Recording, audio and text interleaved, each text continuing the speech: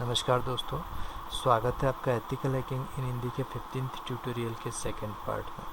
दोस्तों, last video में हमने देखा कि वेब डेवलपमेंट में किन किन लैंग्वेज का यूज़ होता है। हमने देखा था कि HTML hypertext markup language, DHTML dynamic HTML, XML extensible markup language और XHTML।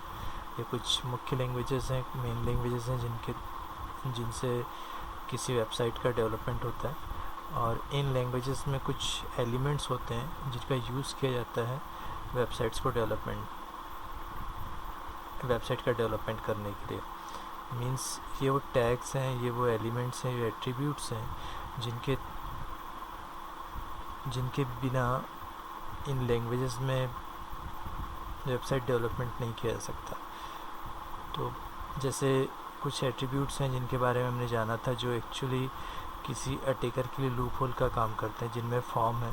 किसी यूज़र द्वारा जब वेबसाइट में इनपुट करवाना होता है तो फॉर्म टैग का यूज़ किया जाता है। फॉर्म एक्शन है, एक्शन को एट्रीब्यूट्स देने के लिए, और फॉर्म मेथड है। आइए इसे प्रैक्टिकली समझने की कोशिश करते हैं एक्चुअली किस तरीके से होता है। इसे छोटा सा प्रयास है। आप यहाँ देख सकते हैं, यहाँ पर आप देख सकते हैं यहाँ से यूज़र द्वारा इनपुट करा जा रहा है ईमेल और पिन कोड। तो इसकी कोडिंग कुछ इस तरीके से होती है। यहाँ पर आप देख सकते हैं, यहाँ इनपुट टाइप टेक्स्ट दिया हुआ है, और यहाँ आप देख सकते हैं फॉर्म एक्शन का यूज़ हुआ है। जहाँ हम एक्शन की बात कर रहे थे, यहाँ फॉर्म एक्शन की बात कर रहे थे। Action actually define the execution of the web server. तो हम एग्जीक्यूशन की बात कर रहे थे, यहाँ फॉर्म एक्शन का यूज़ हुआ है। तो यहाँ पर मैक्सिमम लेंथ और साइज़ दिया हुआ, आप यहाँ देख सकते हैं साइज़ दिया हुआ है 35 ईमेल के लिए। जब आप ईमेल इंटर करेंगे तो उसके लिए साइज़ 35 है, और जहाँ आप नेम और पिन इंटर करें तो मैक्सिमम लेंथ 4 दिया हुआ है। तो ये एक फॉर्म एट्रीब्यूट है जिसका यूज़ हो रहा है, जबकि यूज़र से इनपुट कराना होता है। इस वजह से यूज़र से जब इनपुट कराना तो इस तरीके का यूज़ होगा। आप यहाँ देख सकते हैं, जब हम बात करते हैं यूज़र से इनपुट कराने की, तो हमने देखा किस तरीके से फॉर्म मेथड का यूज़ होता है। जब कभी इस तरीके के कुछ और टैग्स वगैरह का यूज़ होता है, जहाँ हम देख सकते हैं फॉर्म नेम, और मेथड है गेट और पोस्ट। तो हमने देखा था कि जब यूज़र से कुछ इनपुट लेना हुआ होता है, इनपुट लेना होता है, तो गेट, और यूज़र जब कोई इनपुट प्रोवाइड करता है वेबसाइट्स को तो उसे पोस्ट मेथड कहते हैं। तो इस बारे में भी जाना था। तो एक्चुअली कोडिंग देखकर समझ में आ जाता है कि कहाँ पर किस तरीके से। यहाँ पर आप देख सकते हैं मेथड गेट है, और इसके पहले हमने देखा था मेथड पोस्ट थी। गेट यहाँ पर है, यहाँ गेट है, वहाँ पोस्ट थी। तो एक्चुअली अटैकर किसी भी वेबसाइट पर राइट क्लिक करके उस वेबसाइट के मेन पेज पर राइट क्लिक करके व्यू पेज सोर्स से पूरी इन्फॉर्मेशन को लिख सकता है, और फिर इन कोडिंग्स में चेंज करके काफ़ी तरीके से अटैकर के लिए लूपहोल बन जाता है। वेबसाइट्स को कम्प्लीटली डिस्ट्रॉय कर सकता है कम्प्लीटली। तो ये कुछ एट्रीब्यूट्स हैं जो यूज़ होते हैं।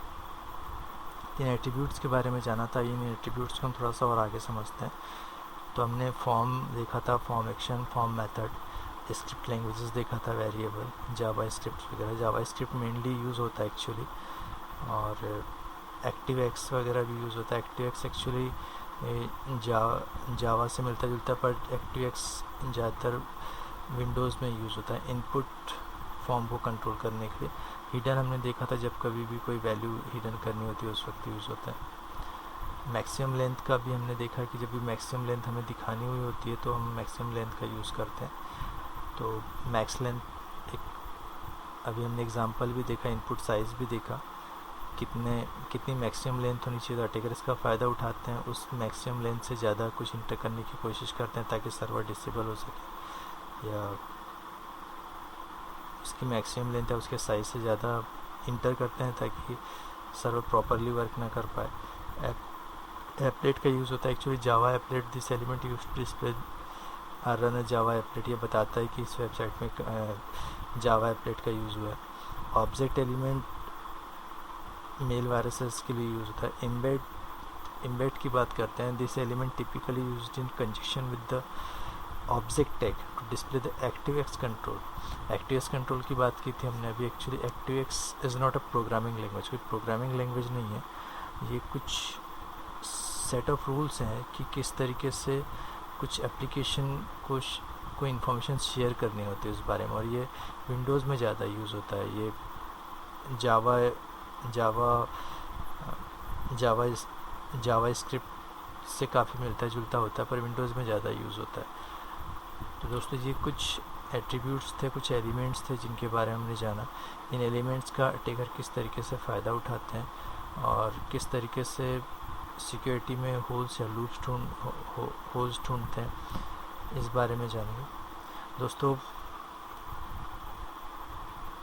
एक किसी सॉफ्टवेयर को कम्प्लीटली सीखना और हैकिंग को कम्प्लीटली सीखना, दोनों में बहुत डिफरेंस होता है। जब हम बात करते हैं एथिकल हैकिंग की, तो ये बिल्कुल वैसा बिल्कुल नहीं है कि हम किसी एक सॉफ्टवेयर को कम्प्लीटली सीखते हैं 6 महीने में, 7 महीने में।